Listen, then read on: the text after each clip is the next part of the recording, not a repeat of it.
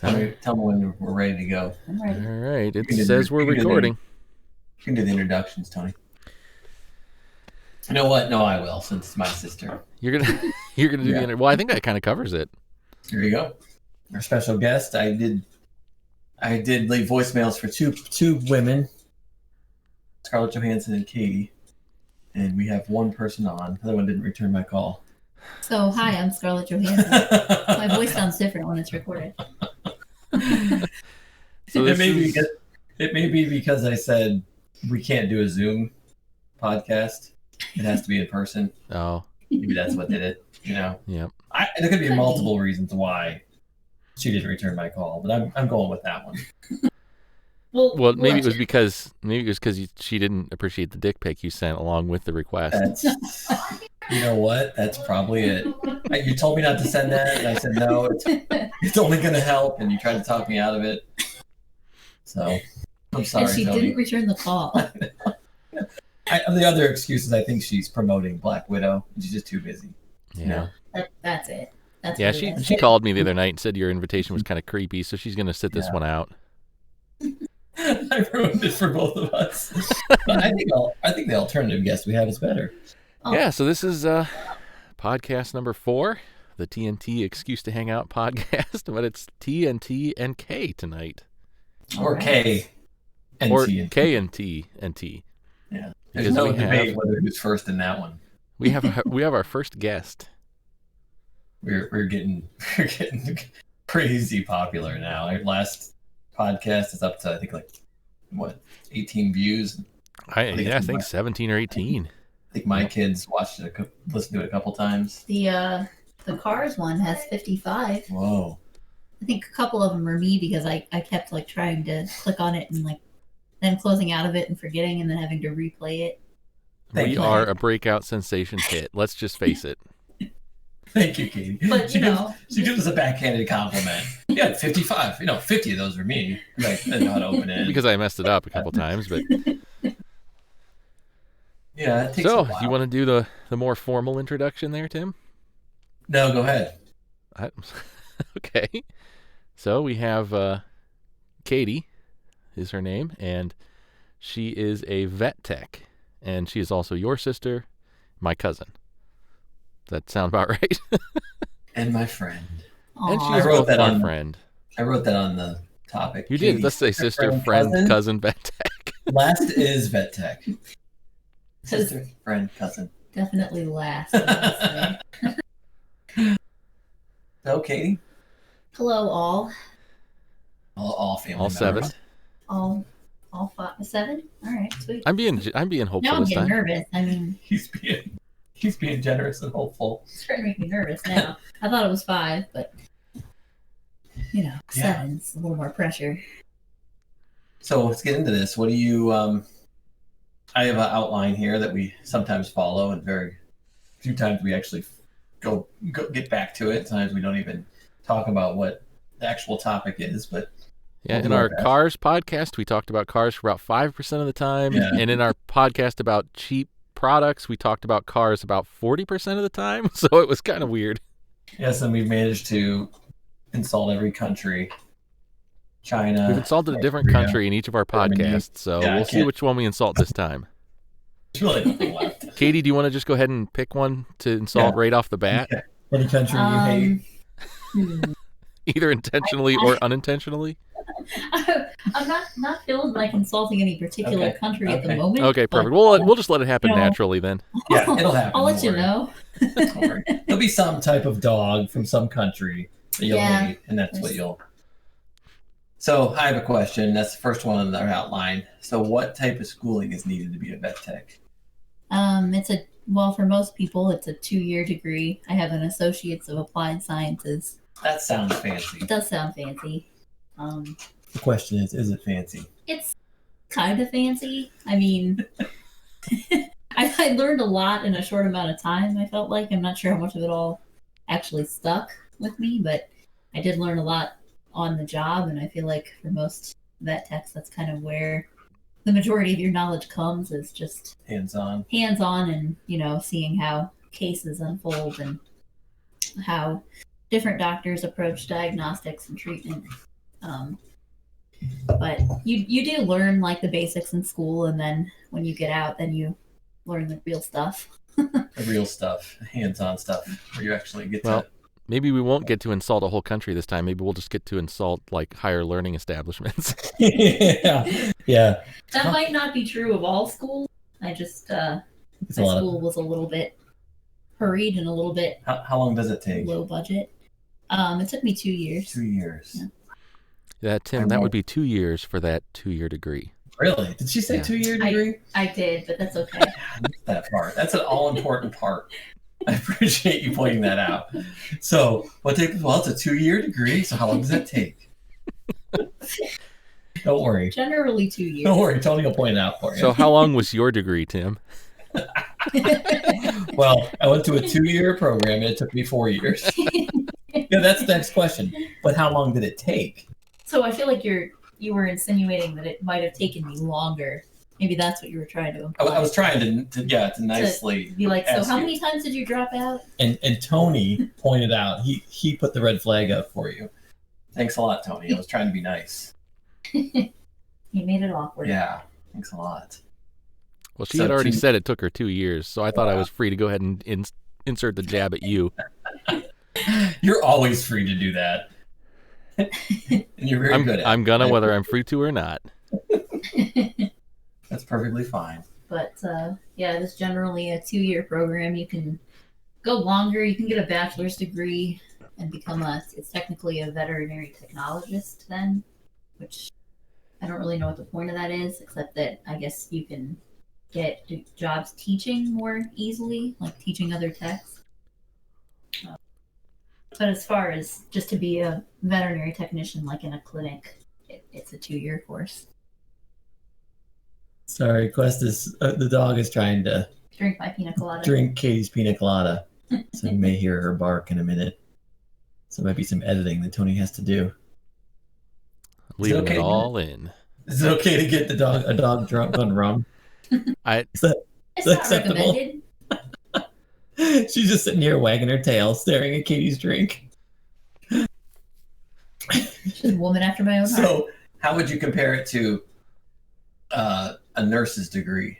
I know they go to school a lot longer, but is it? Would you be considered a purse?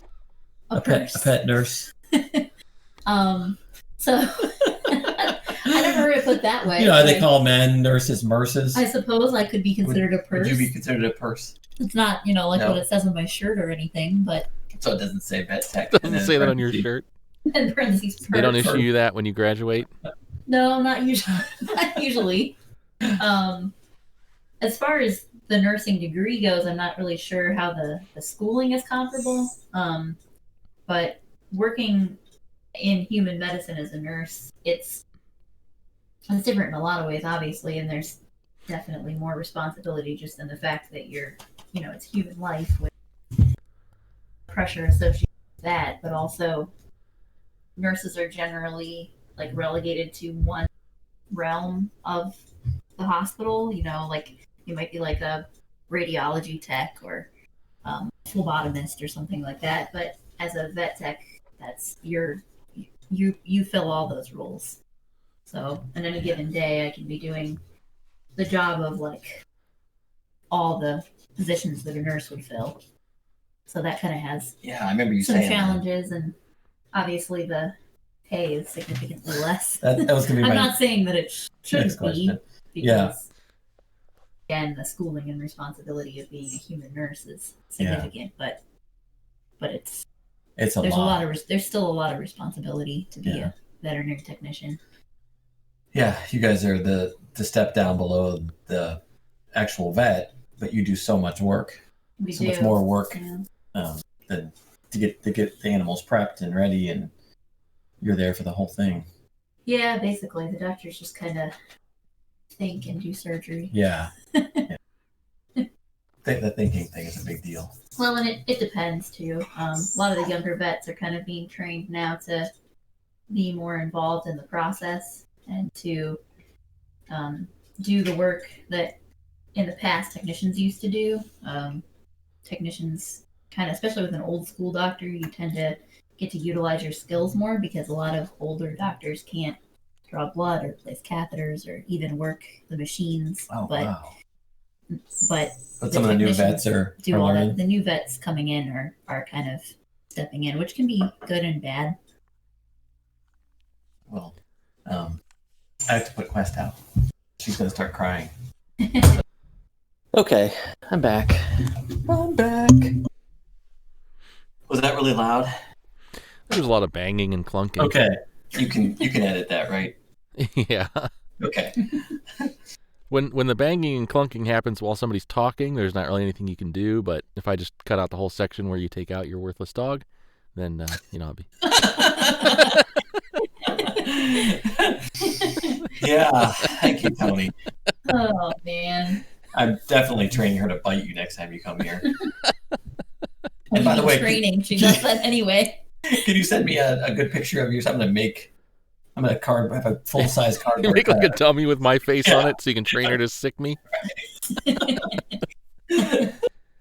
know, next time you come to visit, you better watch out. She actually does that already, so it's a playful Perfect. biting. Yeah. She's a puppy. Yeah, I remember you telling me that how much work you guys do. How much did you know was going to be that involved going into it?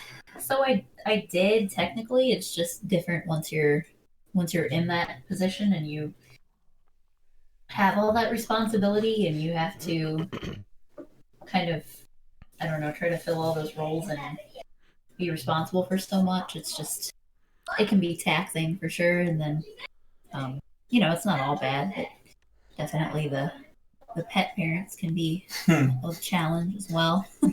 Yes. Yeah. The pet parents. Yeah. That's probably the biggest trial, isn't it? It can be hard. I mean, people love their pets like their children.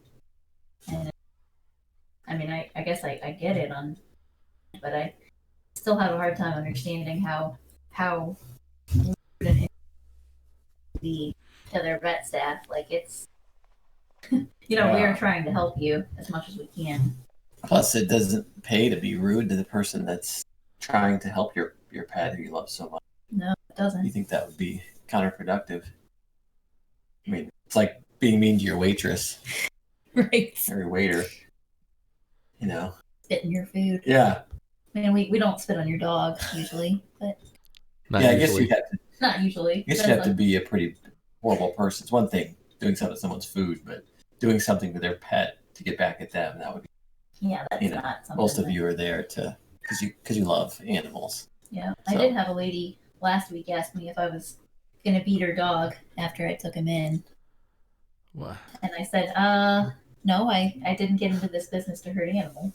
But What was why did she think that was a possibility? Oh, she just had to bring it up, I guess. I'm not sure why. She was just covering all her bases to make sure that, I guess she just. It's one of the questions she had. Yeah, it's just part of her questionnaire. I wonder if she would ask that about her child that goes to the doctor before the doctor takes it. You're not going to beat my child, are you? I don't know what people think happens, but we're not beating your animals, I assure you. What are some good... I mean, you probably have hundreds of stories of people, but what are some of the better ones that stand out? I mean, I've heard even rats, mice, gerbils, people have a pretty heavy attachment to those types of rodents as well. I remember my first job, I was interning at wasn't actually my job yet, I was just an intern, but when I was first coming out of school, I was at a vet that was kind of like a country vet, and he saw all kinds of animals. I mean, farm animals, exotics, and pocket pets, and dogs and cats, obviously. Pocket pets, that's a good one. Yeah. Like guinea pigs, turtles, that kind of thing. But I remember one time I was walking through an exam room just because you had to get to the back to the treatment area, and there was a woman just like very distraught, sobbing because she had to put down her pet chicken. I remember that. I mean, I'm not saying that that's not, her pet chicken. Right. I just remember I thought that it was like her dog or something, So you saw her crying, didn't know what animal she and then brought I found in. out it was a chicken. But I don't know. It's just different. That is different. Different mindsets, different Yeah. people bond to different animals, and you can't really fault them, I guess. It might seem strange to some people, but Yeah. I guess That does seem strange to me. So Yeah. speaking of that, does that mean that your perspective on different things has changed at this job? I mean, like how differently do you see being a pet owner now versus before, or has your view of it really changed? Well, I guess personally, my view hasn't changed much. I mean, the way I grew up, we loved our animals, but I think it's a little different growing up in like maybe a more rural setting.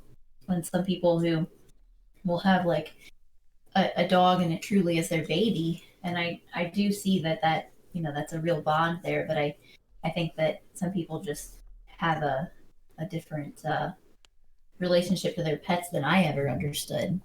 Because we had animals. I had cats, but they would get sick and wander off and things like that. I'm not saying that was right necessarily, but it's just kind of how It's what farm I was life used too. to. Yeah, you Yeah. just kind of you're used to like life and death, and it's just kind of part of the cycle. But I see people who will spend, I mean, literally thousands of dollars, and it's not that it's not worth it or that they don't matter, but sometimes I think animals have a different like willingness to fight, and when they're very very sick, or like you have a dog with like multiple abdominal masses that goes to referral and has like extensive surgery, and people spend sometimes you can spend $10,000-15,000 in a referral. And then we had this case recently actually where someone did that, and then the dog ended up passing away a week later. And it's not that I don't think it's important or that I don't understand that people have a bond with their pets, but it's a little bit harder for me to understand people who will put their pets through so much and Not just the know money. when to let go. Right. Not just the money to spend, but also the suffering for the pet. Exactly. Yeah. Yeah. Yeah. So I think there's a practicality about it. Yeah. Yeah, it's hard when you go to buy a puppy and basically they're saying, well, you want to be extremely disappointed in 12 years, here you go. Yeah. It's all you got is a decade, a little more with an animal. Yeah. And then it sounds crass to say, well, I mean, let's get another one. But it's true. I mean, that is what most people will end up doing. It's just finding another and it's pet not to love. wrong. You just have to know when to let go. Yeah. Is the thing. Yeah. At some point, it's not fair to the pet anymore to keep them going. Does the vet usually recommend when they can see what's going to happen, say, well, this chances is, we could just put her down for this much or try to fix her, but there's a good chance not going to make it? We do. You try to explain all that to them, I'm sure. Yeah, for sure. Maybe not with the chicken, but with other. You'd be surprised. Even with the chicken. Even with the chicken. But yeah, for sure. I mean, most of the vets I work with are honest enough to give a realistic assessment of their options and say, this probably will not have a good outcome, but we still like to give people all the options, and it doesn't stop people from trying sometimes. Yeah. So they're hoping. Yeah, exactly. Yeah. I always wonder too. You have to have a money cap before going into it. This is how much I can spend. Mm-hmm. Go ahead, Tony. Sorry. Oh, I just was wondering, is there ever a situation where, as you said, partly just maybe even because of the short lifespan of an animal, is there ever a situation where you're like, where you have to just tell somebody there really isn't another option? I mean, there just isn't. It's not just like there may not be a good outcome, but there just won't be a good outcome. Is there ever a situation where you really have to just push that? Yeah, for sure. I mean, that's not a conversation that I ever have to have. That's above my pay grade. But for sure, yeah. I mean, there's cases where things are like actively dying, and it's basically do you want to try your hardest and spend thousands and then probably end up with a pet that passes away, or it's what's best in this situation would be just euthanasia.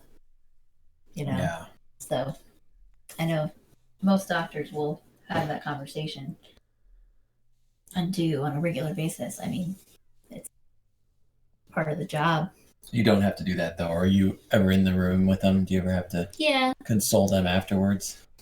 Not now. They have to stay in their car. So yeah. They do come in now. Oh, do they? One person at a time with Oh. a mask just for euthanasia. yeah. Oh, they are. It's pretty important.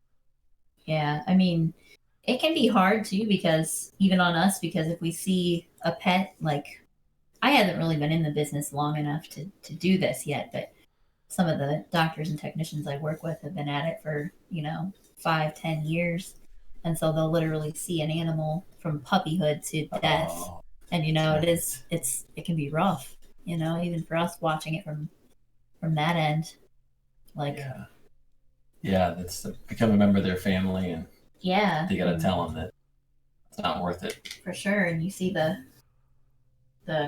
people really well too at that point. A lot of times, like lifelong clients. Right. So it's not always an easy job. Yeah. Is that what about the chicken lady? Did you have to talk to her? Consult No, her at all? I just kind of awkwardly walked through the room. I didn't know what was happening. Right. So I would probably be going back to the chicken lady multiple times during this conversation. There's got to be something we go back to multiple times. Last time it was a toaster. This time it's the chicken. Yes, that's right. I just hope the chicken Actually, full circle. You told me about a chicken you lost in the last podcast. Yep. Yeah, you cut out the part where I was crying. I appreciate that. Yeah, I took that part out. Thank you.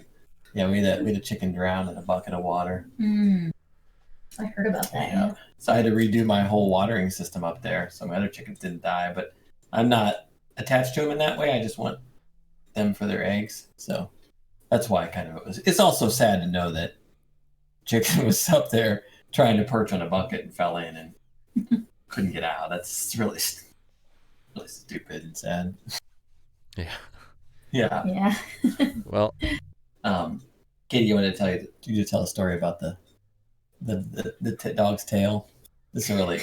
I'm still on the stories part because there's always some good ones to go back to. The thing is, when I saw the outline that said good stories, it was. Which ones can you pick? I mean, literally every week. That's probably one of the best things about this job is just the amount of like crazy things that I see on a weekly basis. But yeah, the one you're referring to, the one doctor that I work with, and there's kind of a common understanding with the different types of doctors in veterinary medicine. I mean, large animal doctors definitely have that more rural mindset, and they're more, I don't want to say more practical, but just no, that's okay. I maybe get a little exactly more. What you mean. Yeah, it's different anyway, the way they approach medicine. And the one doctor that I work with at one clinic, he was a large animal vet for a number of years, and then he switched to small animal dogs and cats. And we had a client scheduled for euthanasia for a small dog. I think it was like a rat terrier or something. It had gotten hit by a car the previous week, and the car had I guess ran over its tail. So they had taken it immediately to an emergency hospital. Emergency hospitals are, obviously notoriously pricey. So it's like about $250 just for an exam there.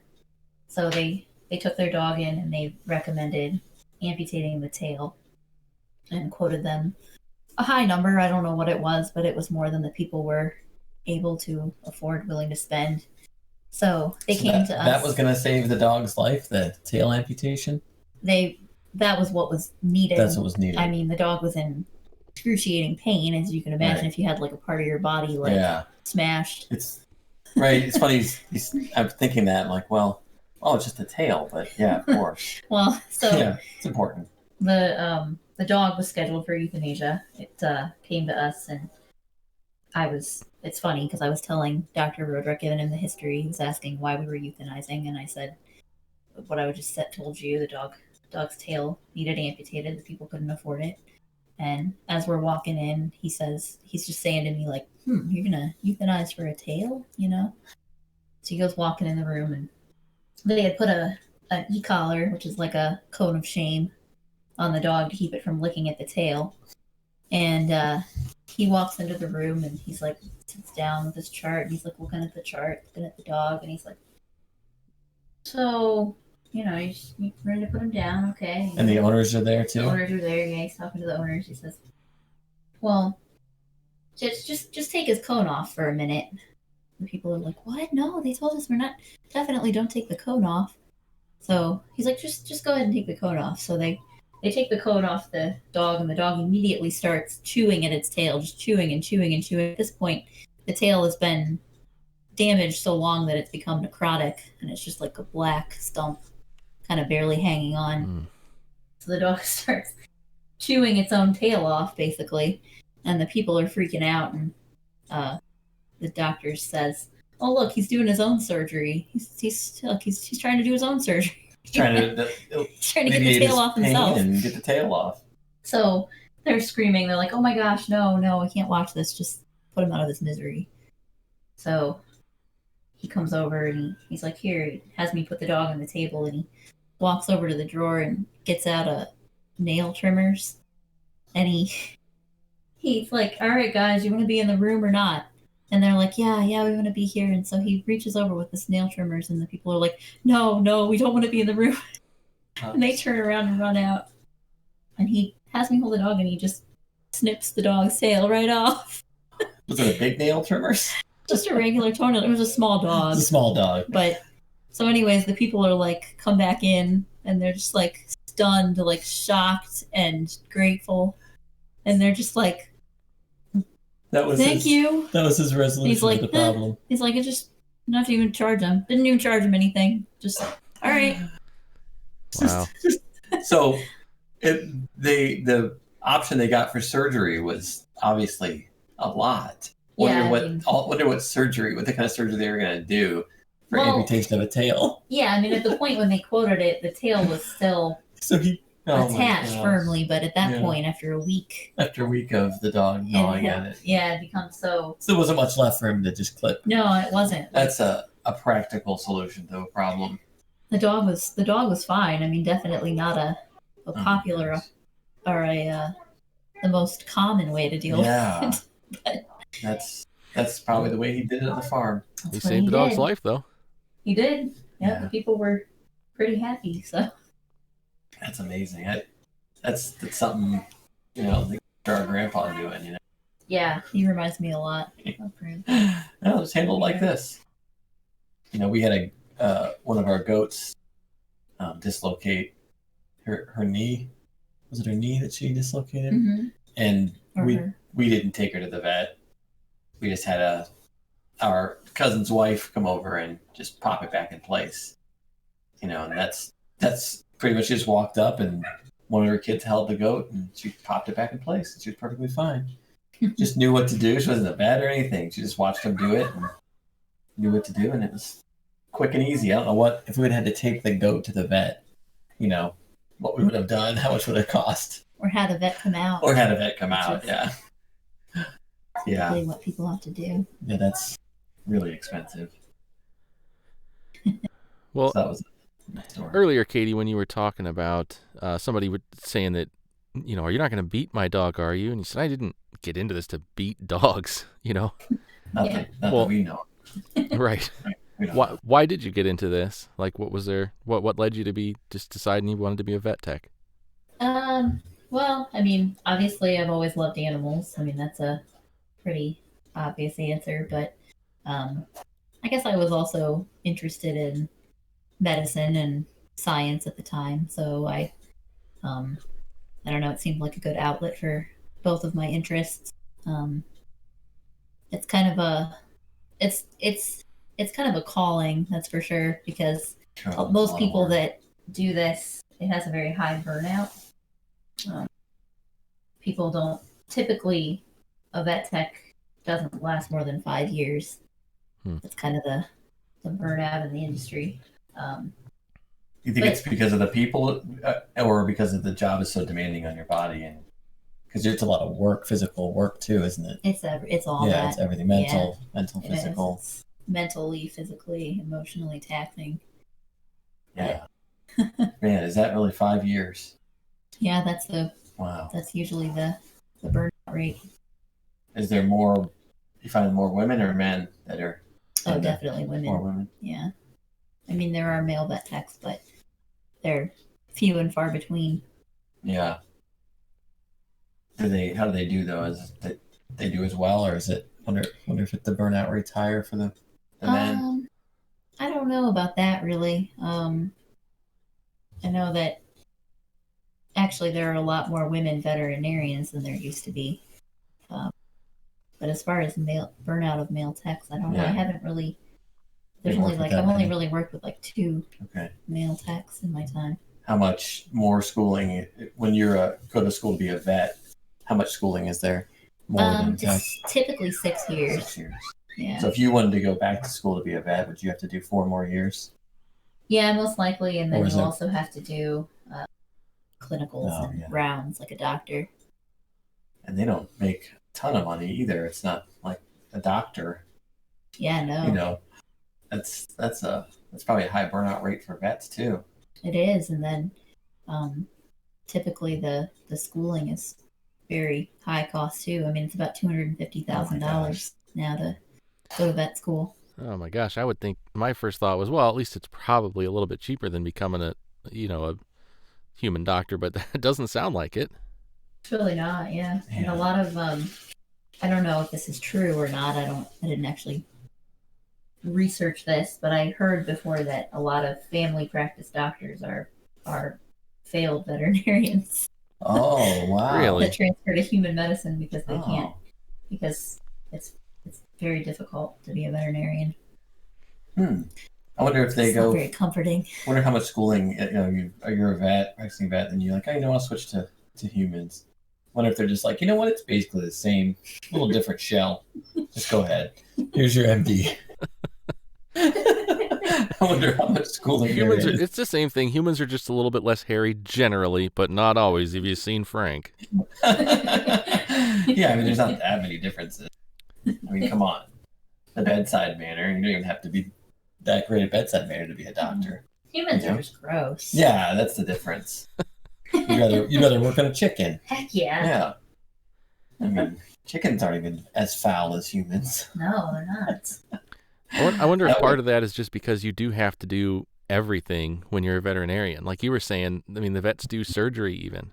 Yep. A family practice doctor, they're not doing surgery. They're not doing surgery, right? No. That's a good point. That's a different specialty.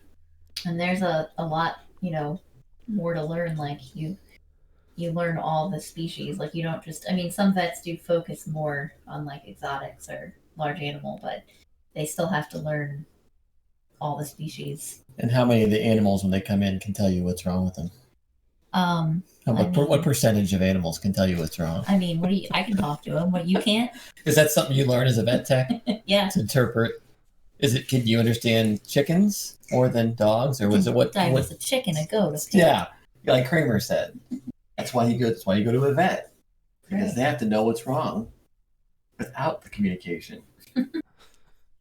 So when Tim's dog was whining at the door a minute ago, what was it saying? Yeah, let's go over that. I'm not at liberty to say. She told me not to tell it's private.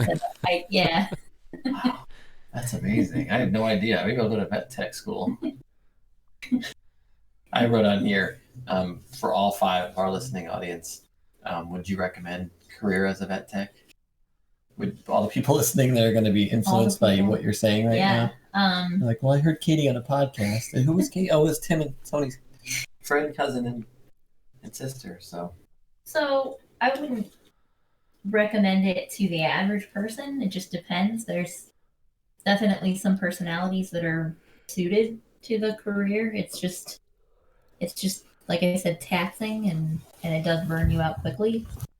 And I mean, at least, you know, it's not the most costly degree to get. Like, Yeah. I don't have, like, you know, hundreds of thousands of dollars of student loans. Yeah, and we know it takes 2 years. Right. Would you say it's the kind of thing where if you have to ask whether or not it's for you, it probably isn't? Yeah, definitely. So it's definitely a calling. It because is. you really have to love animals because you're right there doing all. I mean, the things you say that you've done and do, it's like, wow, that's gross. Yeah. And you just do it. It doesn't bother me, honestly. Yeah, like, there you go. But I don't know if that's loving animals or just I'm just weird. Well, you're also I interested. find it interesting. Yeah. I actually kind of love the gross stuff. Like, you told us I saw pictures and you told us a story about something you were there for, a surgery for cats, a pregnant cat, where you had to help deliver or fix. I remember. Oh, I think we were eating that day, or we were out to dinner or something. And you were showing us pictures, which was nice. The C-section. Yeah, it was the C-section. Yeah, that's what it was. Yeah, the one cat came in, and it's called dystocia when they can't deliver their kittens. And we sedated the mom and performed a C-section on her. She had, I believe it was 4 kittens. They were all healthy and delivered well. The one came out not breathing. It was a teeny little orange tabby. They were all like maybe not even a pound. Wow. That stuff is cool. It was very cool. We have this tiny little oxygen mask that we put on his face and kind of rubbed him, warmed him up, and that kind of stuff is very rewarding. Wow. And he started meowing, so came back to us. Wow. We were like, please live a long life and be a healthy cat. Yeah, I still have the images burned in my brain, but I think that'd be neat to see that kind of stuff. Yeah, there's definitely some very interesting things. There's probably not enough of those things to keep the level of excitement up day in and day out. Yeah, it's just tiring. It's just a tiring job. Is it?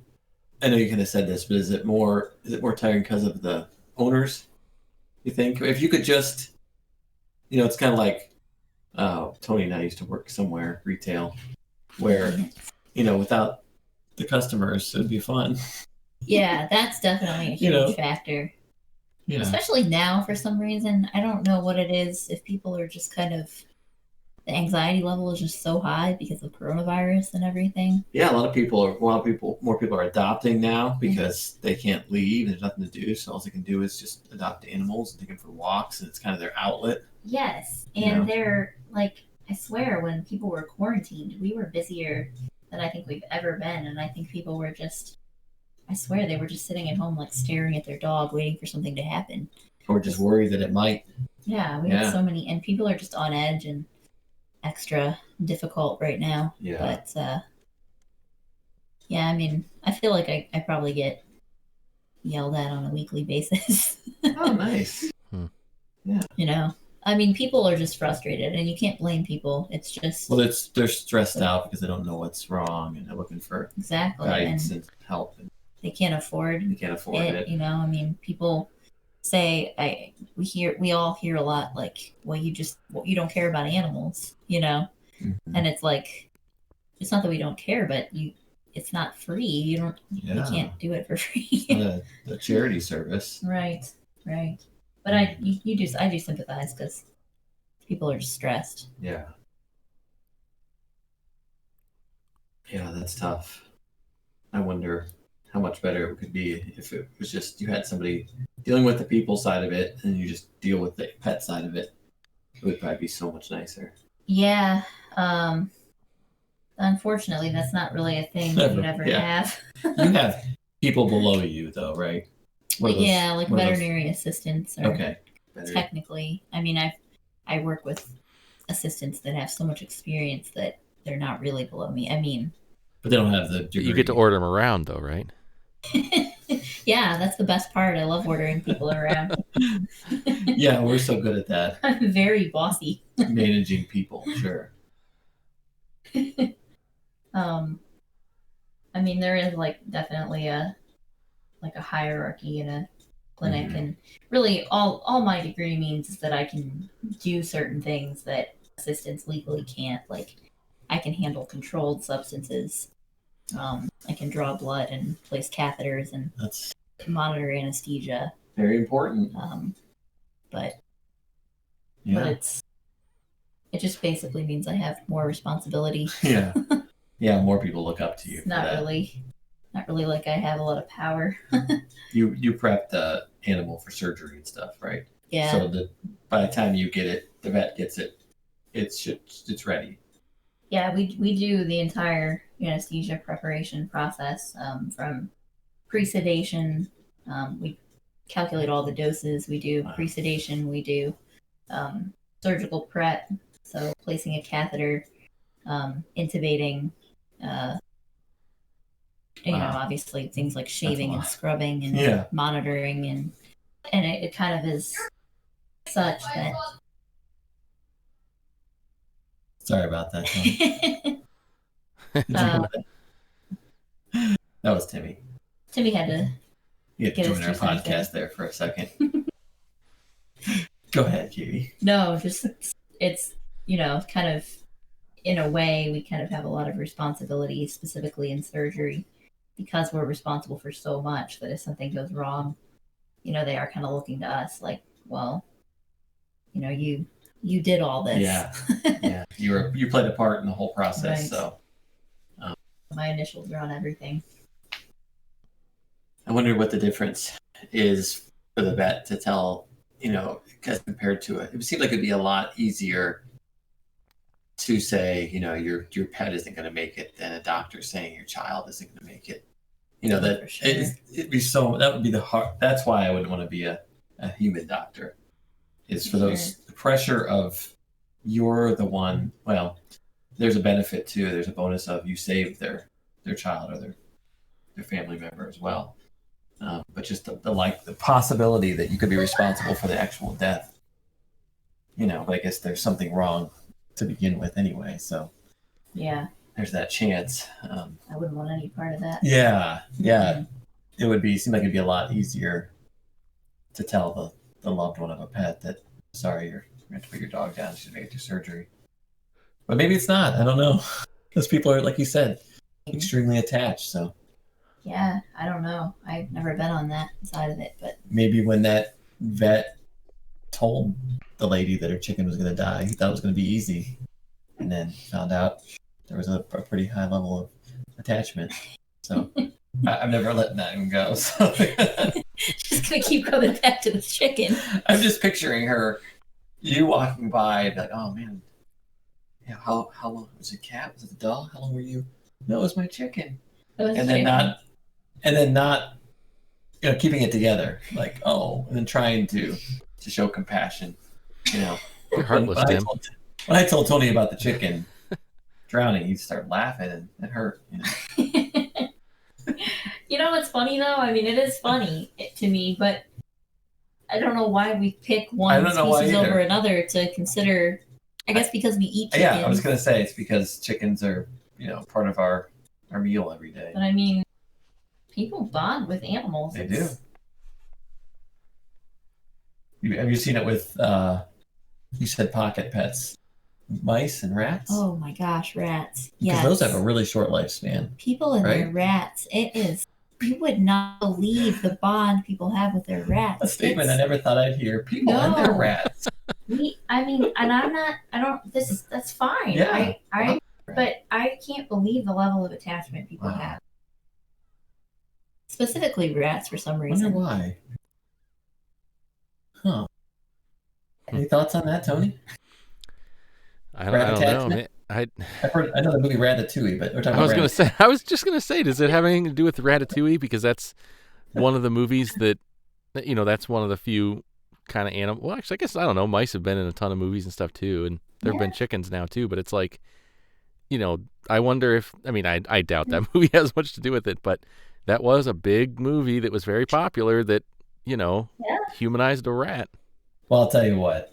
If there was a rat under my hat that helped me cook, I'd be attached to it too. Me too. But until that happens, I don't see an attachment there. I mean, anything that can help me make great food, I'm going to be pretty attached to. If he can control my hands with my hair, we got something. We got a bond. You got some No. other weird things going on if that's the case. Yeah, I don't know how that relationship, where it went, but that's scary. Disney didn't show those deleted scenes.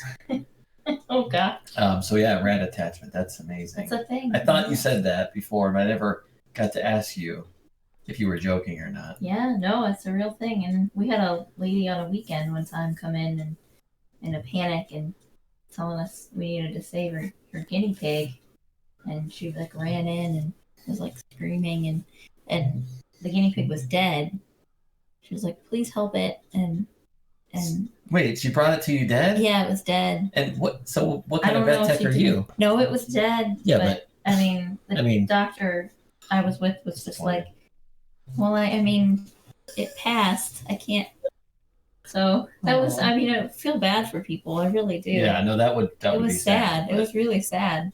But sad that it died, but also that you didn't know it was dead. I don't know. Maybe Yeah. maybe it had like just Makes you want to go to her house to see what other dead animals are there that she's, like just chilling with. like Kevin with the turtle Yeah. from The Office. Yeah. Or you thought remember you thought his dog was dead. Yeah. His dog. That's Yeah. what it was. He smells horrible. Oh, horrible. Yeah, because it's Oh, I thought it was a turtle.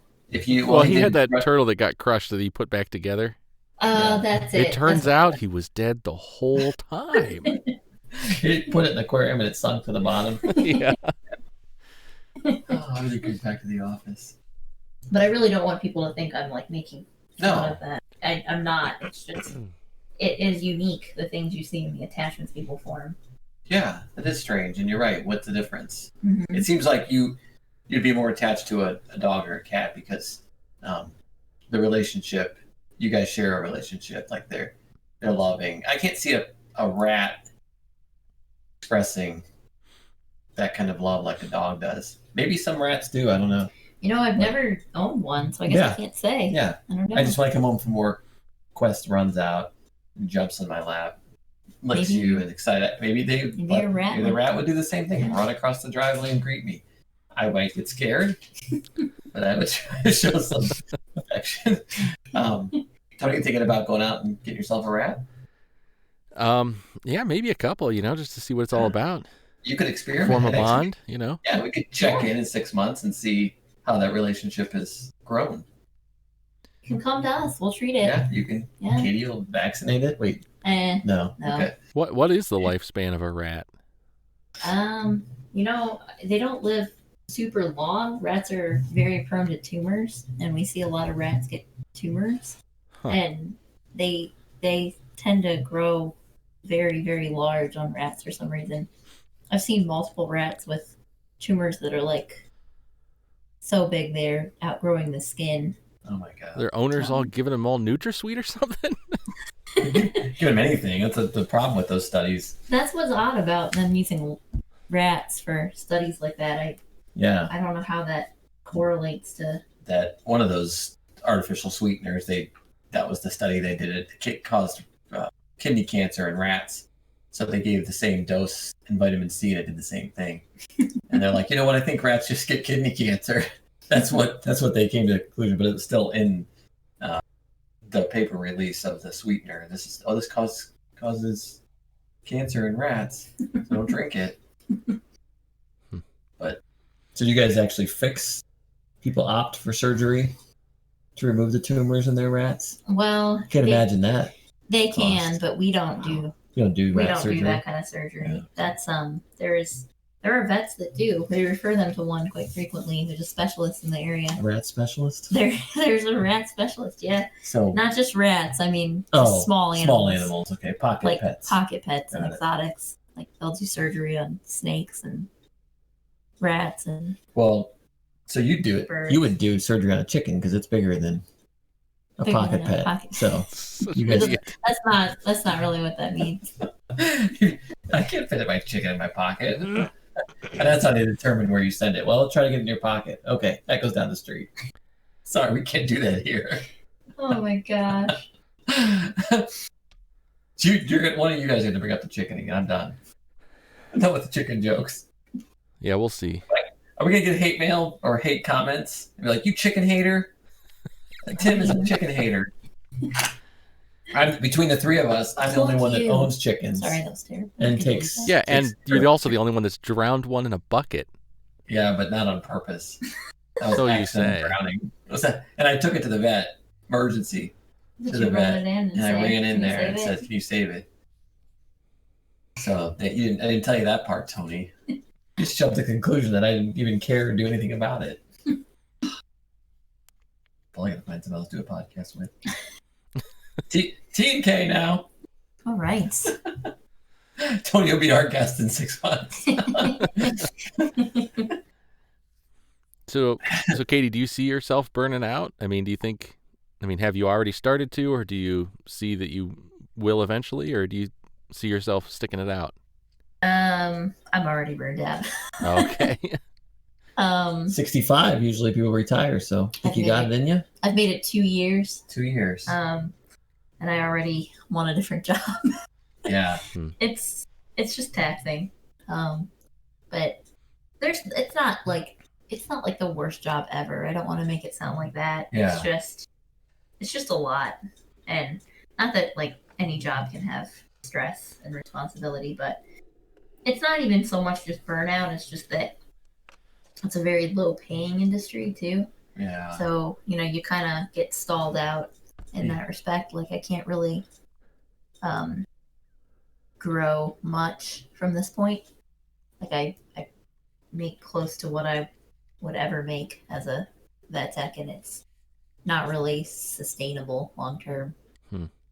So, which is kind of sad because it's not like they don't charge a lot. It's expensive. Yeah. Where's all that going? And if there's a big turnover rate, you think they would want to keep a good worker and compensate them. Well, the thing is, yes, they charge a lot, but if you think about like what your bill would be at a doctor for like the same surgery, it's very minimal compared to that. And it's just mostly because people don't have insurance. Most people don't have insurance for their pets. But they do have that option, right? Mm-hmm. Wow, that's crazy. So did you know that they have pet insurance? I can't remember if I've heard they did or not. It doesn't surprise me at all.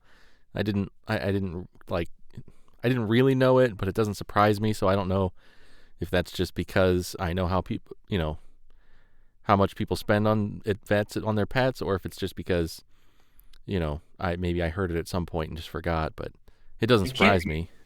I wouldn't think it'd be that expensive. I don't know. I never looked into it.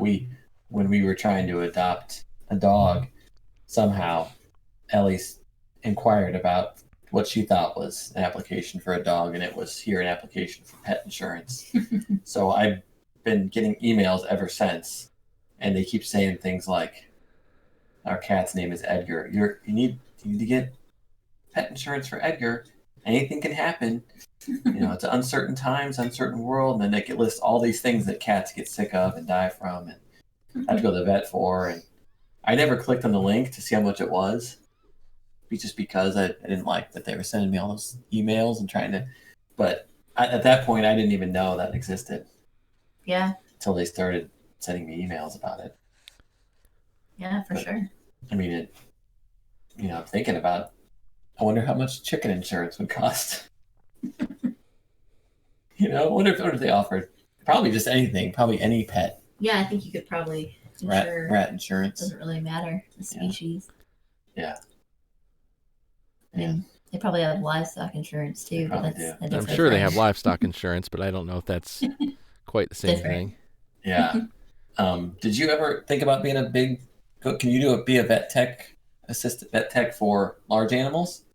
Is that a thing too? It is now. It didn't used to be. And it's still not as commonly used. Like most large animal vets are pretty self-sufficient. Oh, okay. But they are starting so that large animal vets have a tech when they do farm calls. That might be better. Something to transition into. Is it too much work? Too much? It's just such a change. Like the type of medicine is completely different, and also if you're not extremely experienced with large animals, you're very dangerous. unlikely. It's extremely dangerous. For those who don't know Katie, she weighs 300 pounds and she's solid muscle. That's why I ask. She's known to just throw around a cow or two. Yeah. So, or two, dang. Yeah, or two. Just grab a hold of them and just burly. Back that steer against the wall. That would be can you imagine how dangerous that could be? Getting kicked and dangerous. Yeah. But that would be fun, visiting farms and stuff, and I think that part would be neat. And farmers might be a little easier to deal with. Yeah, except for I guess horse people. Oh, that's true. That might be difficult. That's a difficult thing. I've heard. Because they're also worth so much money too. Yeah, for sure. Yeah, and a farmer doesn't generally get attached to emotionally to his cow the way that for horse owners it's like their pet and practically their companion. I mean, they can get every bit as emotionally attached to it as anybody could to say a chicken. Mm-hmm. The more traditional attachment bond that you have with an animal, with a chicken. Yeah. People can even establish that bond with a horse. Yeah, definitely. And horses live a long time too, so yeah, you can have a horse 30 years. You have more time to build that relationship. What you should do is transition to vet tech for large animals, and then you can be the first person that fixes the horse's leg when it breaks instead of shooting it. That's a thing they do. They do a fix now. It's always the thing. Well, I'm sorry, your horse's leg is broken. Well, can't you fix it? No, I'm sorry. It's 2020. We're going to have to shoot it. Is there anything we can do? Katie's got the answer. I'm your girl. Why do they generally put them down when they break a leg? Is it because the horse won't stand still long enough for it to heal properly? And they'll never walk the same way again? It's because of the way horses bear weight on all four legs. They're a horse, they're not kind a bear. of like Sorry. They're kind of like they're kind of top heavy. You know what I mean? Yeah. Like they have like All their very weight is small up the top. legs Yeah. and big bodies. So there's a lot of weight on those four little legs, and they're very solidly standing that on those makes four sense. legs. Just always sad to see that. We had to do that with Malika. Remember, you weren't alive then, but that was a sad thing. Broke her leg remember that, Tony? I remember. Yeah. I was there when. That was horrible. You were there when they put her down. Yeah. Okay, I was too. I just didn't remember you. I didn't stand right next to it or anything, but we were all on the porch. Remember? Yeah, when yeah. you heard the gunshot. I saw the horse's leg though right after it happened. Yeah. It was horrible. She was just. That wasn't just like a broken leg. I mean, that was. No, that was severe. It was essentially off. I mean, it was like hanging by a flap of skin. It was just off. I don't remember what happened. Did it step in a hole or something? Groundhog hole, yeah. Yeah. Running. I think it was just. Nope. I don't think anybody was on her. Maybe I think if I remember correctly, that I don't know if this was justified or not, but I think they blamed some dog. They said the dog chased it. Oh, that's right. Yeah. The dog chased it out of the pen or something, and it ran into the field and stepped in a groundhog hole. Because they kept the pen, they kept the horse pen out free of holes and stuff. Right. But the dog chased it, and I don't know if it jumped the fence or ran through the fence or something, because the dog scared it, and it ran out into a field, stepped in a groundhog hole. You can't have a three-legged horse like you can a three-legged dog, I guess. No. I imagine not. Like Champion, Yeah. Just see a lot of those. It's. I mean, if they break it like that, then there's nothing I can do. I mean, maybe, but that's pretty extensive. I can't believe. I don't know how long this has been going on, because I've never tried to adopt an animal, but I can't believe how difficult it is to adopt a dog. Took us 6 months. That application process is so intense. Mm-hmm. And I wonder how long it's been like that, or how that's evolved, because, we had dogs growing up, but most of them were strays that we just found. Mm-hmm. But when you actually try to get one, I don't know if it's because so many people are trying to adopt animals and they're trying to weed out the bad owners, but I wonder how many people are out there trying to adopt a dog so they can be bad owners and, like you said, beat the dog.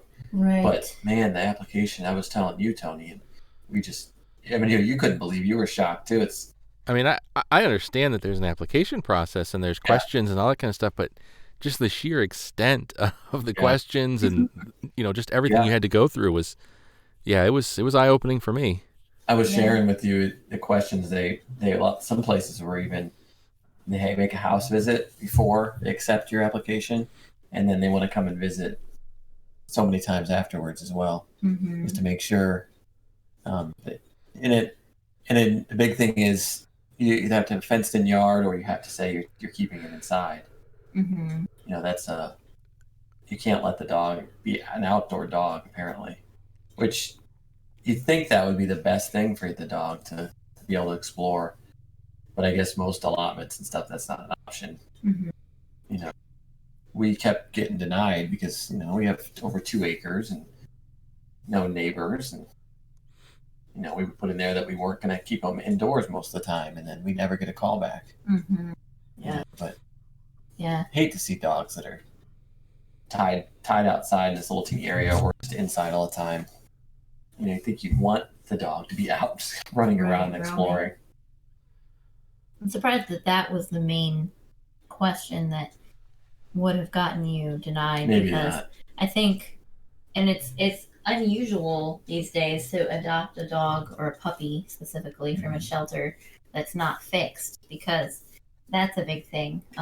Most shelters, I actually interned at the Humane Society, and all that the doctor did was stand there like 8 hours a day and spay and neuter. And they would spay and neuter pets extremely young so that they could be adopted out, because that's the biggest thing is they don't want to give an unfixed animal to someone who is not going to fix it, because it's the overpopulation is a real problem, and breeding and all the problems that creates, and inbreeding, and cats and dogs especially. With dogs you get a lot of backyard breeders. One clinic that I go to specifically, we see a lot of backyard breeders and really poor conditions, and a lot of animals that are already, specific breeds that are already overpopulated that people are breeding, like pit bulls specifically. But also cane corsos are one that we see. They're kind of like pit bulls, but they're like even more like muscular, and they have a higher, like there's certain counties where you're not allowed to own a cane corso. Never heard of that. And we do know people that breed them, and it's highly discouraged because they're not something that most people want to adopt. So they, they'll have very poor lives in most cases. So, are they're raising them for fighting and for protection and security? And just some people just like the breed. Wow. And I have heard people say that, they want them to protect them, or one guy asked specifically, how can I make him mean? Oh, wow.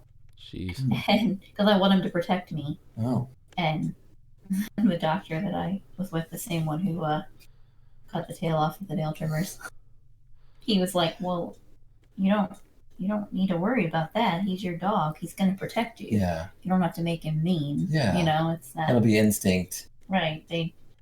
That's part of their instinct, for real. Wow. So, but anyways, that's the big thing about adoption that most shelters I know are concerned about. Is just, are you going to have them fixed? And usually the answer to that is just they fix them before they adopt them out. Well, our dog was just too young. Right. Okay. Right. Yeah. Well, it's an expense. Some people just don't want to do. I'll just get the dog and put that off. The next thing, I wonder if the population has increased since Bob Barker retired. Dog population, cat population. It's good. We should look that up. We'll look at the day he retired and then find out if that's increased afterwards. Or does Drew Carey? I was gonna say, I wonder if Drew Carey kept up the tradition of saying it, but it might not come. It might not hold as much weight coming from Drew Carey. It doesn't. If Bob Barker's not saying it, I'm not doing it. Yeah. Drew Carey says it, and you just kind of chuckle. Yeah. Okay, Drew. Whatever. Get Bob in here. Bob Barker says it, and you're like, okay. I'll think about that. That's serious. Yeah. Anybody that can take down Happy Gilmore. I better listen. Exactly. Respect, Yeah, it just took we filled out so many applications, and I just couldn't believe how difficult it was. And I'm sure it's been like that for years. The online thing, I'm sure, changed a lot, where you have access to places everywhere at once, and there's hundreds and hundreds of dogs to choose from. But man, some of those it was just so difficult to even get through, because they wanted a description of your family members, and then what pets you already have, and then if they're fixed, and their ages, and where they are in the house, and how their relationship are with. It was just it was too much. I was like, oh, I thought we'd just fill out a simple application and you'd have a dog the next day. But I see the point. It's not like I don't understand it, Right. but it was still shocking. Because we're used to, like you said, you find a litter somewhere that was abandoned, and then you just go get a dog. Yep. So we always done, or they just show up. Yeah. Someone's like, oh, I found this. You want it? A stray. Kind of like we do, like a lot of times with cats. Yeah. And then we had Jessie for over 18 years. She was in a box with 4 other dogs that someone left along the road. She was the greatest dog ever. But we never, I wrote on here how we didn't have a relationship with a vet, because Jessie, did she ever really need? We got her fixed and got her shots, and we were just lucky, or we just didn't take her for everything. Looking back, there were things that most people would have taken her. Didn't know at the time. But look how long of a happy life she lived. Yeah, she did. She went deaf when she got older, and I think a large part of that was that she had recurrent ear infections her whole life, which is something that most dogs are prone to. But and they would have been able to fix that, and then potentially, not necessarily, but and also just there are risks to having unvaccinated animals. Yeah, I mean, rabies is endemic in Stark County. And, specifically rabies, I think, is the biggest one. So, things that you look back on. Partly, it's just my profession, but I would definitely advocate for vaccinate your animals. Yeah, no, I'm definitely saying vaccinate. I know she did something. We got some vaccines that somebody administered locally, or there was that's not something was done. Yeah. But we are having Quest vaccinated. So yes, you are. I'm doing it. Yeah. Well, I'm not doing it. Yeah, I don't want to get you in trouble. You're not doing it. Right. Tony, what pets have you had? You ever had a pet? You had cats? I've had pets. When we were really little, we had a mouse. Of course, we had a mouse, and what was your attachment level to that? I had high, medium. We had 2 mice, but I didn't really want them. Yeah. So they were were both Nellie's mice, but I think one of them might have been mine, but I don't know. I think maybe they both ended up hers at some point. Yeah. I know it became her responsibility to take care of them, so I don't remember how that came to pass. She must have been the one that wanted them. But we had mice for a while. I had a snake for a while. Oh, I didn't know that. I remember that. I don't remember that. At least I remember hearing about that. I think Eileen might have. Well, I probably didn't do this right. Katie's probably going to scold me. I caught it in the woods. Oh. And I've just always been fascinated with snakes my whole life. And I caught one, and I somehow, I don't know, must have been some kind of hypnosis. I convinced my mom to let me keep it. Wow. Yeah, that'd be difficult. And I read up about, I knew the breed. I read all up about, what you need to do to take care of them, what you need to feed them, and all that. And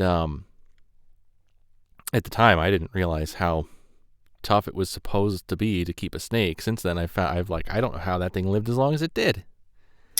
Yeah. But I was young. I didn't know that there was so much to keeping a snake. But I tried. There was all these different things I tried buying at the pet store for food. I tried crickets. I tried a minnow. They say that you put minnows in there and it's water, and it would eat those. I tried everything. What I finally ended up finding that it would eat consistently was night crawlers. Oh. It was just a really little snake, and Probably a garter snake. It was, yeah. Okay, It was just a yeah. garter snake, but Uh-huh. it was so fun watching that thing eat a nightcrawler. Yeah. I don't know why it was so fun, but that was really fun. Snakes are cool. It lived 2 years maybe, Yeah, I don't know Wow. if I trust 2, 3 people that have pet snakes 2-3 years. or pet spiders. I'm gonna disassociate myself with those people. Wow. People, yeah, I'm just putting it out there right now. That's narrow-minded. I know. Sorry, Yeah. that's a question. What about pet chickens? What do you Pet chickens, I'm all for it. Okay. Yeah, I mean, even accept crying over a lost chicken. But pet tarantulas, I mean, wow, that's a tough one. I had a cat once. So it was yours? Yeah, it was my cat. It was the last pet I actually had. Not in your apartment or anything, right? You had No, You this actually it was there was a short time basically I was like, oh gosh, I was like 10, 11 years old. And Nellie and I each got a kitten. And finding all this new stuff. we out lived about- at grandma and grandpa's house Okay. because my mom was transitioning to a new job and we didn't have a place yet, so we were living with her temporarily. And we both got kittens, but we weren't allowed to keep them in the house. We had to keep them outside. That makes sense. And I couldn't wait because mom was in the process of buying the house. We were going to move in pretty soon, and then we were going to keep the cats inside. And the day we were moving in, so we had the new house, we were moving in. Once we were done moving in, we were going to go get the cats the next day. My cat got hit by a car that night. Oh, jeez. Oh. So No. So that was the last cat I've had. Oh. So That's how are you to cat ownership? I mean, not really. I mean, not that particularly. Yeah.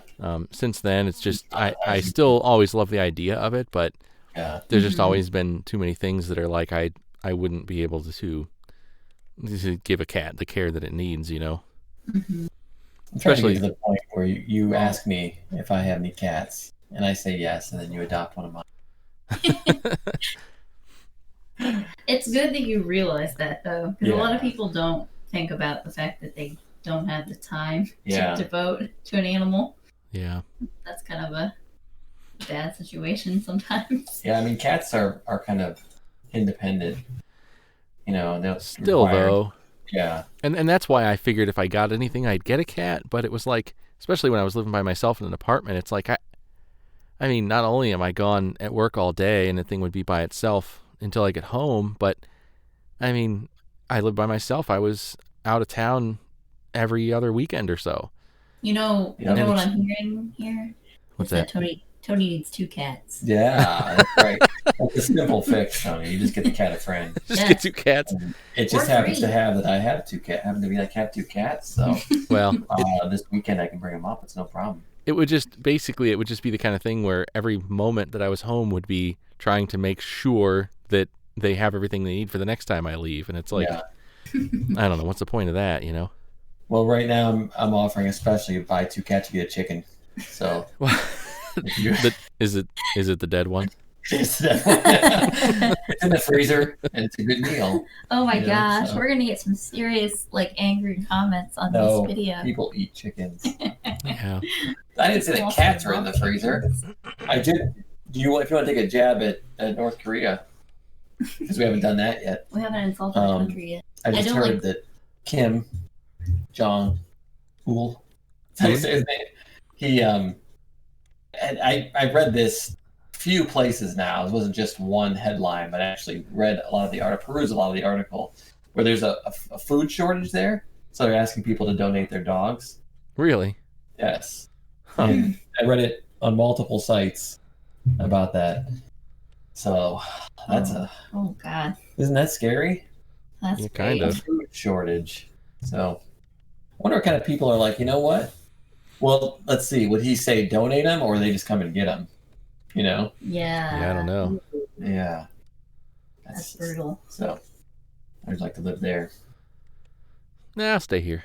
Yeah, I think so. We've already insulted him. So. Yes, Kim Jong-un already hates us after listening to our first podcast. So yeah, that was. It's all good. I thought we could circle back to him. He deserves it.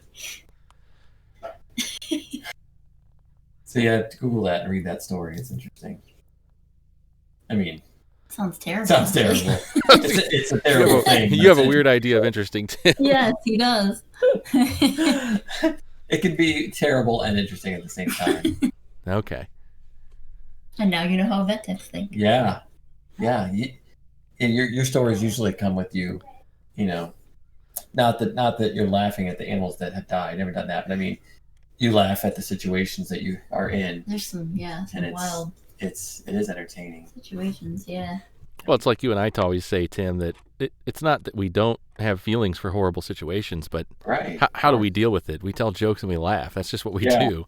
Of course. Humor is a coping mechanism. Yeah.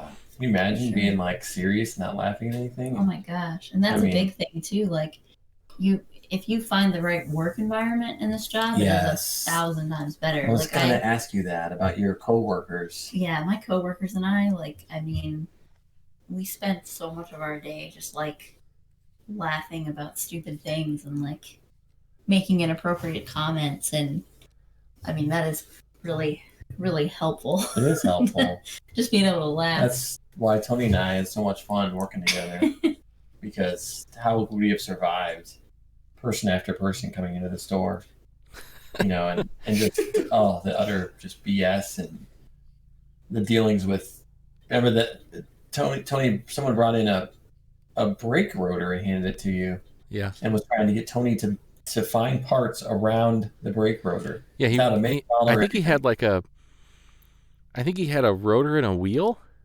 Oh, he had a wheel. Oh, never mind. But he didn't even have a whole hub. He didn't have a hub. He had a rotor and just some random wheel, and he wanted to find a hub bearing and a caliper and basically all the components he could use to work with that hub or with that wheel and rotor. And I just remember laughing so hard when he left because Tim was. You just walked up to the counter with some random part and threw it on the counter and said, "I need everything but this." That's what I was going to say. He wanted you to build a car around that. I laughed so hard. The kind of person you are, with not a break the whole time, just helping him. I don't know how long you spent with him, but it was longer than anybody else would have ever spent with him. And you tried to help him, and I don't know what he ended up getting or you guys figuring out, but you sat there with him and tried every option. Yeah, I don't remember what we found, but. Wow. But do you remember? I know we're talking about pets, but how we didn't. I didn't know how to use those books. If something required us to look in the book, those series of books, but the customers couldn't see the books because it was on the other side of the. So I would just go and open the books and randomly page through, not knowing anything or looking up anything, just so they thought I was trying. And they'd be like, "No, nothing in there." Oh my god! Because I didn't know how to look it up in there. If it wasn't in the computer, I know how to find it. But I wasn't gonna just be like, "Yeah, I'm not gonna." So I just would pretend to page through the books until I thought they would be satisfied with my effort. That's some terrible customer service. I know. Well, in fairness to you, if it was an automobile, any kind of regular automobile automotive application, it probably wasn't going to be in the book if it wasn't in the computer. Right, that's what I thought too. But then you feel bad saying that because you have all these books. They look at the books, are looking at you, and you're like, "It's not in the computer," and they're like, "Books? What the books?" So you got to make them feel better. But with certain applications, like marine applications in particular. When people came in for, parts for a boat and it's like, oh, it's just a GM engine. It's like, yeah, but GM engine in a boat is different than a GM engine in a car. They have different, some parts are different. And so there were books that would show you marine parts, but, so I got used to looking through those when I had to, but most of the time it was like, if you went to the book, it's like, yeah, it shows the same thing as the computer. So at least you show anything else. Honest. I would just be like, yeah, I looked through the whole thing. Nothing in there. I was looking at a book for mower parts for they had a Cadillac. Yeah. So Kevin always knew how to use them. Kevin was always really good about using the books and pulling them. That's how he did it when he first started in the business. Sure. But you and I got in, just have a computer right here. We're going to train in this. Yeah. Well, like I said, I would always try the books, but I mean, if it came to that, but it was so rare that the books showed something that the computer didn't. Well, You know? Right. I mean, our customer service, we did a good job, but in the background, we were trying to get out of it. You know, playing paper, rock, scissors to see who lost. Yeah. They didn't know any of that. That was Oh my all gosh. oblivious to them. We were behind the scenes trying to run, hide, and You got do so something good at paper, rock, scissors. I won like 4% of the time, and I don't even know how that's possible. But yeah, how do I you don't get know. good at paper? rock, Exactly. scissors? You know, there's a paper, rock, scissors like world championship. Oh, I know. Oh my I gosh. want to go. I think since I had all that experience with you, I'd be You'd top. clean up at that. Yeah, I'd clean Yeah, up. you could be good. Where'd you get all? Where did you learn how to be so good at that? Is it Well, on like the Ocho or something? Working retail. yeah. So we understand a little bit of what Katie's going through. Yeah, Yeah, that is I'm it. sure it's different considering just like the stress and emotion that's being dealt with. I mean, a car broken down is a stressful situation, but Yeah, your all of their cars. you know, your pet dying, that's like stress Right. and emotion, and I mean, it's Yeah. just It's a lot. It really is. I'm sure people are just all kinds of keyed up when their pet's dying. Yeah.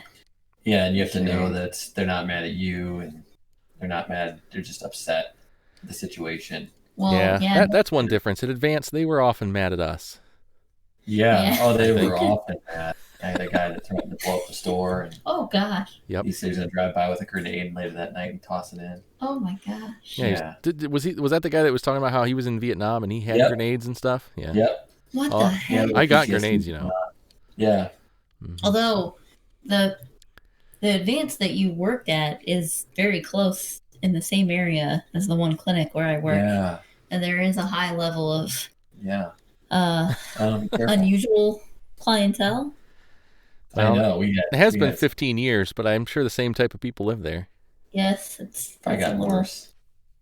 This isn't like this. This sounds like I'm being like extremely nasty here. I don't mean. It's just No. it's just a hard place to work. Most people don't know how to use computers. You're fine. Delete this whole section. I don't like the way I sound right now. You have to know what I mean. Yeah. No, I know what you mean. I mean, we had remember that one manager, that Yeah. district manager that came in and was, Oh, yeah. the store managers were dropping like flies after he was there because nobody could stand him. Yeah. Hmm. I remember And every there was that card one- wrote his name. And, yep. There was that one store that wasn't very far from ours that, the manager that worked there was just this gruff, you know, no nonsense kind of guy. Mhm. And he didn't take crap from customers, and that Mhm. store needed that. Yes. And his Exactly. management style just clashed so much with this new district manager that was customers always right kind of guy, Mm-hmm. and you know, everything's smiles and rainbows and when the customer's there, and Mm-mm. this manager couldn't take it, so he transferred to a different store. And over the next year, that store went through like 3 managers. Their profit went down. Their like everything. I mean, that store just Wow. went to heck because that store needed somebody that wasn't. I mean, you know, it was just was the way that area was. You know, His personality fit it so well. yeah. Yeah. He was one of No, them. He was of that neighborhood. He knew the people. He knew the attitudes. Yeah. He knew he just knew how to deal with them. And And that regional manager didn't recognize that. Mm-mm. yep. And the customer's always right, Tony. Isn't always right, but he is always the customer. Customer's always wrong. I remember when I left there, and you still work there, and then I was in another job, and I was sitting in my work truck, and I saw him, and I called you. Do you remember that? I was sitting in the parking lot eating my lunch, Yeah. and I saw him pull into another Advance in his those Dodge station wagons. Oh Magnums. yeah. He had that Dodge Magnum. Magnum. Yeah. Yeah, and I was watching him. That was so great watching him walk in there. And I was like, Tony, guess who's here? You'll never believe it. And it just brought back so many bad memories of his visits. Was he the one that would like make sure your socks were the right Yeah, color? yes. I remember He that. wanted to send the guy home because he was wearing white socks instead Yes. of black. I remember that. Yep. That's all important. I know when I go to auto parts stores, even if they have the right part, if they're not wearing the right socks, How would you even like? Were you wearing like hiked up skinny jeans? Where No. you'd see Oh, your and that socks? was Yeah. the funny part. Is I guess he had gotten mad at you about something else, Tim, and it was something really stupid. Mm-hmm. And then the next time he came in, he was just like, "Show me your socks." Yep. Oh my And you were like, God. "I'm not showing you my socks. Pull your pants up and show me your socks," because Gosh. he wanted to just Good prove work, a yeah. point that you were wearing white socks, and so he could get you in trouble for it. And you wouldn't God. show him your socks, and so he just like got mad about it. It's like, dude, I'm not gonna. If I have to remove an article of clothing for you to tell if the article of clothing under it matches the dress code, then you're doing something wrong. Yeah, I think That's crazy. I think he had an ankle fetish for Probably. That's probably all it was. Maybe. I remember you do telling. have nice ankles. He went from store to store I just to remember- look at ankles. I remember when you told me that story, I was like, I'll tell you what, Tim, if he ever comes in here and tells me to pull my pants up to show him my socks, I'll just pull my pants down and show him my socks from the top. I didn't know what you meant. Take your pants off. Show me your socks. Okay. You just start pulling your pants down. Yeah, he was really petty like that. This sounds worse than it is, but I left that we had the safes. The safes were in the floor; they were in the ground, and we had to reach down in there to get Yeah. the money out. And I opened the safe, closed it, didn't relatch it, walked up front to grab those blue envelopes full of money Mm-hmm. and go back. So I was literally walking up and going back. And when during that 10-second process time it took, he went over and opened the safe and then wrote me out for leaving it unlocked. Oh my God. Yeah. And I'm like, well, the chances. He's like, well, what if you walked away and forgot? Which I get his point, but I think that was the thing. Yeah, that was probably what he was. That was probably why he yeah. was asking you about your socks the next time. It was. Oh my It's God. unprofessional. He was trying to prove that my work ethic was maybe unprofessional. Yeah, and But the after series that, we was- always used to joke that it's like most days when we're busy, we never come out from behind the counter. It's like we could be not wearing pants and the customers wouldn't notice. It would- I'm Right. absolutely positive they're not noticing what color socks we're wearing. Yeah, we were saying that we have to take turns because if someone had to go get parts and we had to walk away from the counter, that would be embarrassing. That would be, yeah. Like, I'd love to get your distributor cap, but I'm not wearing pants, so you have to come back. So I have an answer for Katie. If you're going to get burnt out and think about switching careers, how about wait 2 years? Mhm. Tony and I'll go to school. We'll be vet techs and we'll all work together. That would be and play. amazing. And then we'll have all these stories to bring. You to the guys would be table. some really interesting vet techs. I don't know if that's Just stop. insulting or not. Stop there because I just whatever said interesting. whatever you say that we would do will insult people. So yeah, we don't need to talk any more about that. We're not taking that any No, I further. think it's just Tony and I together I in think, the same, yeah. same area in the same job. Although, to be fair, me and my coworkers, I can't believe we all still have jobs. I guess the thing is that nobody knows Yeah. what goes on because Because like you and you're Tony, we're professional. very professional Yeah, when it counted. when we're in front of people that matter. Yeah. But You got to Fair blow off enough. a little steam afterwards. Yep. Yeah, when the store was empty and it was just us, that's when I fun. Actually, I used to also take calls, remember, and then people would be going on and on, and so I just lay down behind the counter. So Tony would come around the corner and I'd just be laying there on the phone. oh my gosh. I just see I just see the cable of the phone or the cord of the phone just going down across the counter and down towards the floor, and I don't see you. Because no one was in there, and I'm still on the phone, I was still listening to him, but you're on your feet for 8 hours, 12 They hours. don't know the difference. Yeah, they don't- Yeah, it's I not. can't tell where I am. No, I can't tell if I'm wearing pants no, I can tell over the phone if Right. you're wearing pants. or if my socks are white. Like, sir, I would love to sell you this part today, but my socks are white. Sorry, we can't do it. We can't make this transaction today. I know your car is broken down on the side of the road, but Yeah. socks are white. Well, we could do. I think you and I could do a whole podcast just on retail, and we only worked there for a couple of years. Yeah. Or Yeah. I worked retail for a couple of Well, years yeah. before that at another store, and I have stories about that. Yeah. You lose faith in humanity really quickly when you're in customer service. Yeah. Isn't it true that is it Switzerland that they have mandatory? They have to go to the military for so many years. Isn't there mandatory enlistment after 18? I've heard that. I don't know if it still Yeah. is, but I've heard that. I think it is. Well, I think that's what everybody should do. Mandatory retail for 2 years. Because people would be so nice to each other. It's You know? true, yeah. People would, when you go into a restaurant or go buy something and you've experienced what it's like on the other side of the counter, you would change. You would evolve. And you'd be so much more respectful. I hope. Or you'd just be pissed, I guess. I don't know what it is though, because part of it is like even before I did this job, like it would never even occur to me to treat somebody who was serving me that way. Like I just don't have it in me Yeah, at same all. here. No way. Like I'm the kind of person that, like, my food would have to be like. You apologize to them. I would like it would have to be like full of glass or something before I'd say anything. And even then, I'd probably just apologize and be like, "Oh, it's okay," and like, "Oh, I'll get you a new one." No, it's not a big deal. Same.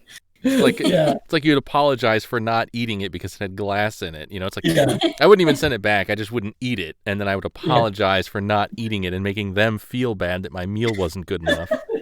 I feel guilty for not eating it. It's because they're serving you. Like, who am I? I'm sitting at a table and you're bringing me food. You know? That's like, a great test for someone, though. Like, if you're with someone and they're rude to the waiter, that tells me all I need to know about Ditch you. them. Yes. Like, I no longer want to be with you in any capacity. Yeah. They're probably spider owners. Yeah, that's unfair. I know some people with spiders, and they're damn good people. Yeah. Well, I have spiders in my house. I don't know if I'd say I own them. Okay, it's more like they're just like passing through. Take them from your walls and put them in a cage, and then watch them and feed them and fall in love with them. Then I'm gonna question everything in our entire relationship. Snake is okay. I mean, you were young. You know, you found it outside. I can't say I fell in love with it. I just thought it was cool. Well, that's what you told me last time I talked to you. That was private. I'm sorry. This is why Tony's on the editing side of the server. So you can just delete these things. I want to hear these cut moments here. Seems like some pretty good material. No, I think we pretty much stick with everything. Even my my steel straw in my glass in our first podcast. I think we're getting better. Yeah. Your steel straw. Well, we've gone an hour and a half, and we covered, I think, the entire short outline. Yeah, I think so. And plus some retail stories. Yeah, and Katie actually brought a chicken home from work. I don't know if that's something we're going to have chicken for supper you brought from work. Is that right? No, what? Oh, never mind. I'm sorry. What? We're going to have dinner, but I guess nothing to say that. You and your chicken stories, I tell you. I did. Now, and you can delete this part if you want, but I did see something kind of disturbing the other day. I was driving to work, actually, and the company that does our cremation services and picks up a lot of animals that we have was parked outside of a Chinese food restaurant. So I wasn't sure how I felt about that. I had a lot of emotions going on. I didn't really know. I didn't really know, and I didn't really want to ask. I just kind of drove on by. I just have one question. Picking up or dropping off? Oh, that's great. I can just hear the buffets out, and they call. You know, they just have a cell phone there on speed dial. I feel like it's their emergency contact. There were some weird things. There was one thing that was like, what are the weirdest gifts you've ever gotten as a veterinary clinic? And one of the things was their cremation service offered them a free pizza for every 10 pets that they sent their way. So so weird. Oh my gosh. That's also very strange. That is strange. That was just something I read online. That wasn't anything I personally experienced. Oh man. That is funny though that you saw that. I guess they got to eat somewhere. It's like, you know what? I would either wait, go to dinner with my personal vehicle, if I was craving Chinese, or I'd park out of sight. No, I think. Pet cremation service. Parked at us. You know, the guy that was running the buffet ran out of chicken, and he's like, "Earl, call Brett down at the animal crematorium. We're out of chicken again." Yeah, you doing air quotes when you say chicken? Yes. Chicken. That's what they put on the sign at the buffet. They start Chicken writing quotes. They start writing General Sow Dog. Wait, no, chicken. This is the part that's going to get us some nasty comments. No, Tony spent half the last podcast insulting the Chinese, so no problem. If he's still alive, they haven't listened yet. Yeah, We're but good. this time you insulted chicken owners, and Sure. I've heard that they're pretty passionate people. Chicken and spider owners. I mean, they are. They're coming for you. Yeah, that's fine. I could probably take them. Well, thanks, Katie, for joining us. No Yeah, problem. it's great having you. Yeah, Scarlett actually did Enjoyed call it. while we were talking. I almost bumped you. I but, mean, yeah. you didn't problem. help me. I would have like thrown me out the window. So our next guest, well, you're our first guest, and when Jimmy Fallon first started the show, he had Will Smith on, and he said they were going to go down from there. So we can't top. You're. That was rude Okay. to every guest he's ever had since. I know. Katie is our Will Smith. Wow, Thank that's a lot of pressure. It is. I've never been anybody's Will Smith. No, well, you are now. Before I was your Scarlett Johansson. Yeah, I don't know. Well, Laura listens to this, so we'll go Will Smith. Anything else from you, Tony? No, I think that All covers it. Well, thanks, guys. Yeah, It's thank been- you. Thank It's been you. a lot of fun. It's a good excuse to hang out. Yep. Promoting the brand. Yeah, Oh, thank you. I appreciate Shirt- I appreciate shirts that. and mugs. Staying on Yeah, brand. All right. So do I get like an iPad? Or Yeah, not yet. We'll see if we get more I than was 15 promised views. an iPad. I promise. All right. I promised you dinner. The gift bag for being on the podcast. It's got some Excuse to chicken hang in it. I don't know. I'm not gonna tell you where it came from, but it's got some chicken in it. Oh, It's man. not chicken. Oh, all right. Well, thanks. Thanks, Sony. Yep. Thanks, Thank Jimmy. you.